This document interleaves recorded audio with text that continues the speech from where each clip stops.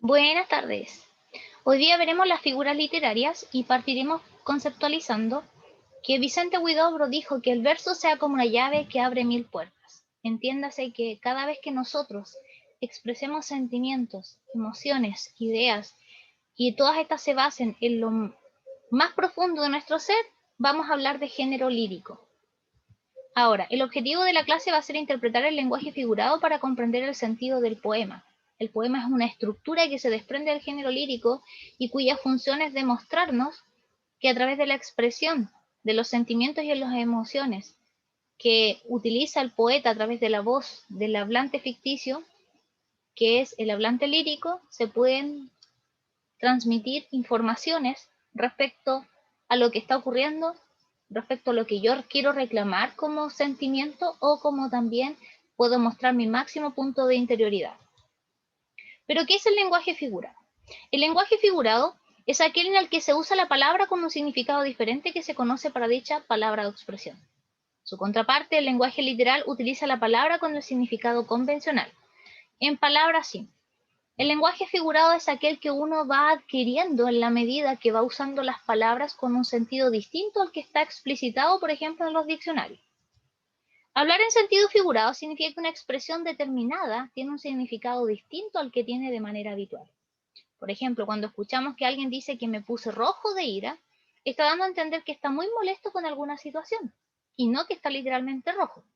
El adjetivo rojo cumple la función de asignar ese sentido distinto a lo que la palabra originalmente expresa. Incluso cuando nosotros usamos la frase que, pucha, me fue mal, ¿cómo eso sí? Pues me echó la foca el jefe. No es que literalmente fuera su empleador y llevara una foca y se la tirara encima, o si no usted habría quedado aplastado. No, pues simplemente es como que me retó, me reprendió, me amonestó. Y la denotación y la connotación son las dos palabras que se desprenden de lo literal y lo figurativo. Lo literal sería, por ejemplo, en este caso de la denotación, la cabeza, que es esta estructura ósea donde tenemos cabello, orejitas, ojitos, donde se focaliza todo lo que transmite los primeros mensajes desde el lenguaje no verbal y verbal. Y también tenemos la cabeza de la familia que viene a ser el jefe de hogar o la persona que lidera el hogar como el proveedor. La denotación nos ofrece un significado de carácter literal, es preciso, es muy exacto, es muy conciso y es válido para un mismo idioma. ¿Ya? Todo lo que nosotros hablemos, si vamos a México, si vamos a Puerto Rico, a Colombia, a Perú, al Ecuador, si nos guiamos por lo que dice el diccionario del español, entiéndase el que se extrapola de la Real Academia Española de la Lengua, nos van a entender en todas partes.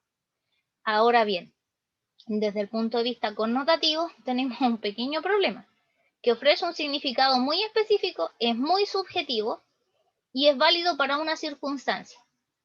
Nuestro español de Chile, con la cantidad de coloquialismos que existen y los modismos propios de cada zona, hace que sea uno de los españoles más difíciles de aprender a comprender por parte de las personas que vienen de la zona centro de América.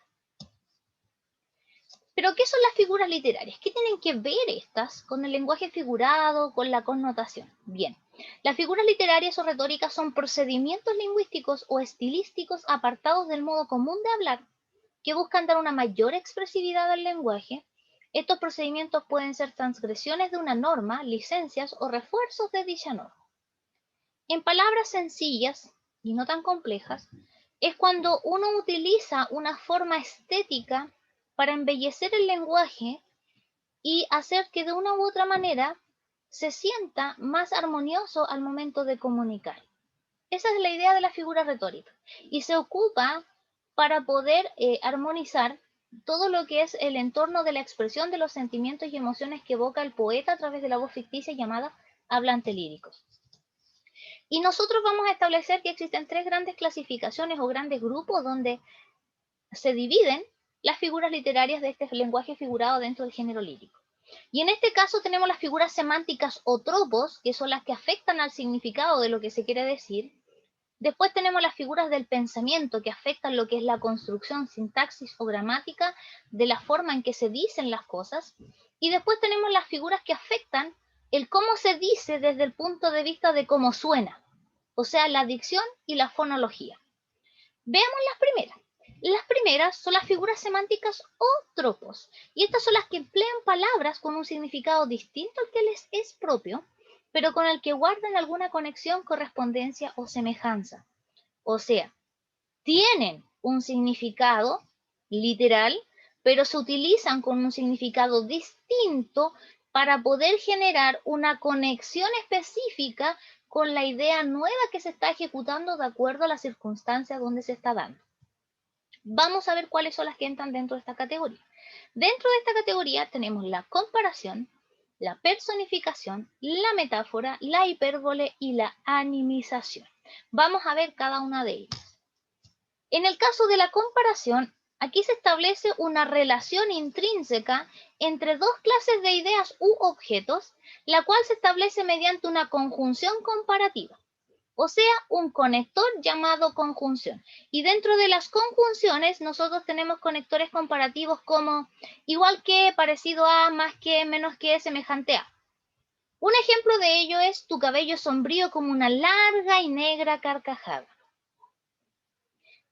La comparación ahí aparece en el conector como. Si aparece el como, es comparación, ¿ya? O así como, tal que, siempre va a ser comparación. En tanto, la metáfora es un tropo que consiste en emplear palabras con cierto sentido figurado con el objetivo de realizar una comparación tácita. Tus ojos son verde selva. Tus labios son perlas. Tus dientes son terciopelo. La vida es un devenir. Metáforas. Esas son las metáforas. Las hipérboles. Me encanta esta figura literaria porque es la que más ocupamos nosotros dentro de nuestro español y exagera los rasgos de una persona, cosa, situación. Oye, pero si le pedí disculpas 1000 veces, imagínense que nosotros tengamos que pedirle a una persona 1000 veces disculpas, o sea, me disculpas, me disculpas, me disculpas, me disculpas, me disculpas, me disculpas, me disculpas, me disculpas, me disculpas, me disculpas, ya me cansé. O sea, exageramos, o sea, comí como un cerdo. Oh, olvídate. Caminé como de aquí a ir a Roma.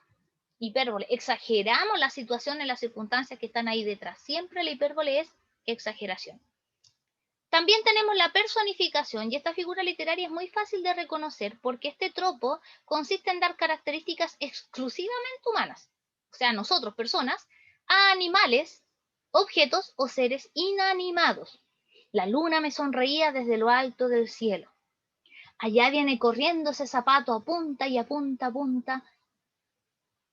Cada vez que nosotros utilizamos características propias de los seres humanos, como por ejemplo, ahí está la mesa llorando y gimiendo. ¿La mesa puede llorar? No, pues es un objeto inanimado, pero le estamos dando un atributo humano. Por otro lado tenemos la animización. Este tropo le da alma, movimiento a seres inanimados, dándole características de animales o características exclusivamente no humanas a estas cosas, como un buitre acechaba mientras le sonaban sus córvidas entrañas. Galopaba rápidamente aquella mesa. ¿Se fijan? Animización, le estamos dando alma de animales a un objeto inanimado. Por ejemplo, si yo digo, el sol gruñía, ¿quiénes gruñen? Los gatos. Si ustedes dicen, no, mugía al suelo cada vez que caminaba, mugir. Solo las vacas hacen eso. Entonces se fija, animización, se le da alma a seres que no la tienen y se le da movimiento a estas situaciones. Y con eso terminamos las figuras o tropos. Ahora, veamos las figuras de pensamiento. Las figuras de pensamiento son aquellas que afectan al modo de la invención o presentación de una idea. O bien, crean una relación inusual entre contenidos o bien afectan a la relación entre palabra y realidad. La diferencia con los tropos es que no llegan a implicar una sustitución. No sustituyen nada. Simplemente afectan el modo en que se presentan las ideas. Y dentro de ellas vamos a encontrar 4 grandes figuras literarias dentro de este grupo que son figuras de construcción. Tenemos la antítesis, la paradoja, la enumeración y la ironía. Vamos a ver la primera. La antítesis es la yuxtaposición de 2 palabras, frases, cláusulas u oraciones de significado opuesto con el fin de enfatizar el contraste de ideas. Antítesis, reunión de antónimos. Por ejemplo, yo soy alta, tú eres baja. Yo soy gordo, tú eres flaco. Tengo el pelo largo, tú lo tienes corto. Yo soy linda, tú eres fea. Antítesis, antónimos. Me esfuerzo por olvidarte y sin querer te recuerdo. Antítesis. En tanto, la paradoja es una figura que presenta un gran contraste entre ideas distintas y de compleja comprensión, pero que no son totalmente opuestas. No aparecen antónimos, sino algo que cuesta entenderlo, porque a veces se afirma y luego se niega. Por ejemplo, no solo sé que no sé nada, o sea, sabes algo, pero es nada. Es paradójico, uno dice como, a ver, no se te entiende. La enumeración es una acumulación seriada de un conjunto de elementos que pertenecen a un mismo grupo, poseen un hiperónimo común o bien se relacionan por un contexto definido. Recordemos que los hiperónimos son aquellas palabras que pueden englobar otras mini palabras dentro de sí. Por ejemplo, yo digo línea blanca es un hiperónimo. Y dentro de la línea blanca uno encuentra todos los enseres que se encuentran en la casa. Si yo digo muebles del living, ahí tenemos los sillones, los IT, bla, bla, bla, bla, bla, bla. ¿Ya? Y los elementos de la numeración se intercalan con conectores o signos de puntuación. Y ahí yo les puse un ejemplo que dice dulce, amable, atenta, cariñosa. Era todo eso y mucho más. ¿Ya? Hay una coma, que es un signo de puntuación que permite ir viendo, haciendo la separación para poder respirar al momento de decir. Es como cuando uno, por ejemplo, lo mandan a comprar al supermercado. ¿Qué tengo que traer? Huevo, leche, pan, azúcar, café y otras cositas. Enumeración. También tenemos la ironía. La ironía nosotros la ocupamos bastante dentro de nuestro lenguaje y esta consiste en expresar lo contrario a lo que se piensa. Ya, yo estoy pensando algo, pero ¿para qué voy a ser tan pesado? No lo voy a decir, pero entonces digo lo contrario. Pues consiste en dar a entender justamente lo contrario de lo que se está diciendo. Se produce por una contradicción entre el significado literal de las palabras y el contenido connotativo de las mismas, asociado al contexto en el que son empleadas. Por ejemplo, la persona dice, soy tan inteligente que a veces no entiendo una palabra lo que digo. Eso lo dijo Oscar Wilde. O es como cuando, por ejemplo, usted llega a la casa de alguien y la casa está asquerosamente sucia, desordenada, o sube a la habitación de alguien y usted dice, ¡ay, qué ordenada está la pieza! Me encanta. ¿Se fijan? Es irónico. Uno dice lo contrario de lo que realmente está pensando. Esa es la ironía. Y nosotros lo ocupamos bastante. A algunas personas el juego de la ironía les parece bastante entretenido y a otras les parece bastante desagradable. Por otro lado, tenemos las figuras sintácticas. Estas figuras son las que tienen que ver con la organización de las palabras dentro de las oraciones. O sea, tienen que ver con el orden en el que se dicen las cosas. Por ejemplo, si yo digo, yo comer comida. Yo comer comida. Algo le falta a esa oración. Es como, yo quiero comer comida o yo voy a comer comida. ¿Se fijan? O yo me voy a alimentar. Organizo las palabras de una manera tal que se pueda comprender el sentido de lo que se está diciendo. Y entre ellas se repiten términos, otras veces se suprimen algunos vocablos o se cambia el orden lógico de las oraciones. Esto lo vamos a categorizar en 3 grandes marcas. Hay figuras que van a repetir términos, o sea, van a volver a decir lo mismo que se dice. Y ahí tenemos el epíteto, la anáfora y la polisíndeton. Los que suprimen términos se van a llamar asíndeton y los que alteran el orden lógico, hipérbaton. Vamos a ver. El epíteto consiste en el empleo de adjetivos precisos, de manera que cada uno de ellos designa alguna característica obvia del elemento que se está describiendo. Atribuye al nombre una cualidad que ya posee en mayor o menor grado. Por ejemplo, yo digo rudo camino, blanca nieve, mar azul. Estoy utilizando adjetivos que son de carácter preciso para decir lo mismo. Entonces es muy fácil reconocerlo, ¿ya? Ahora, tenemos la otra figura, que es la anáfora, y esta figura sintáctica repite una o más palabras al principio de cada verso u oración. Y esta consiste en la reiteración del mismo vocablo o frase al comenzar diferentes oraciones. ¿Ya? Por ejemplo, aquí todo se sabe, aquí no hay secretos. Antes te quería, antes te añoraba, antes de todo yo te esperaba. ¿Se fijan? El antes, antes, antes, antes son anáforas. El aquí, aquí son anáforas, porque se repite al inicio de cada verso u oración lo mismo. ¿Ya? Ahora, si yo me voy a la polisíndeton, consiste en repetir una conjunción para darle mayor fuerza a la expresión, consiguiendo aumentar la lentitud y la solemnidad. Las conjunciones pueden ser i, ni, que, o, u, oran, pero más. Conjunciones. Oh, grandiosa y fecunda y magnética esclava, Pablo Neruda. Las conjunciones ahí vienen a ser el i. Y era mía, y era todo, y era el sesol, y eran todas las cosas que nos unían a nosotros dos. Polisíndeton.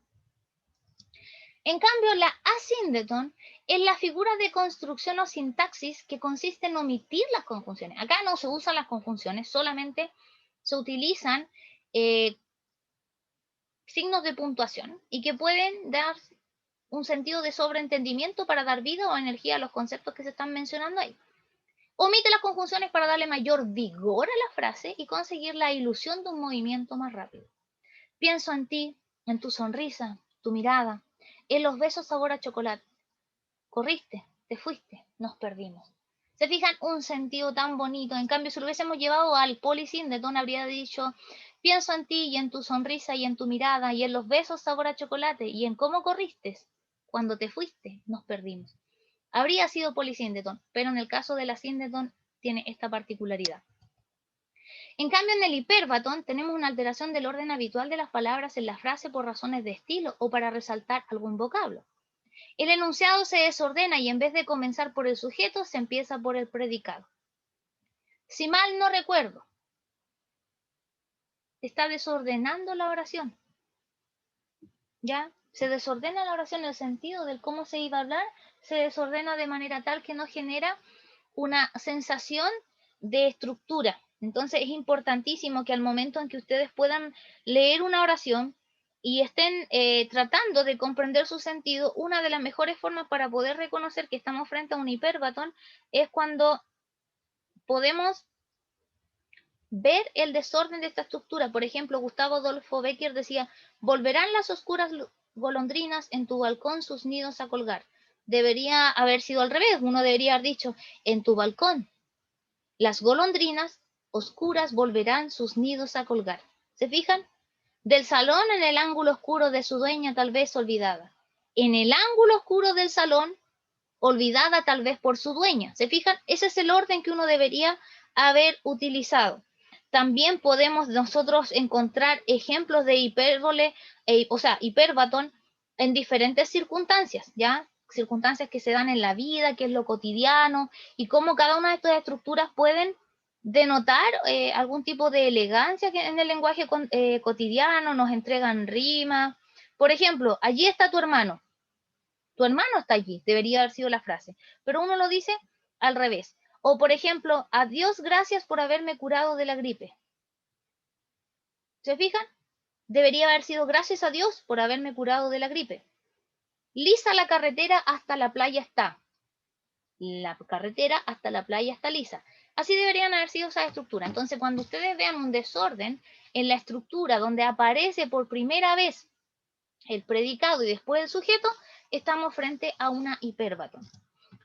Esos son los contenidos que nosotros vamos a ver en esta parte y ahora les voy a pedir que vayan a aplicar.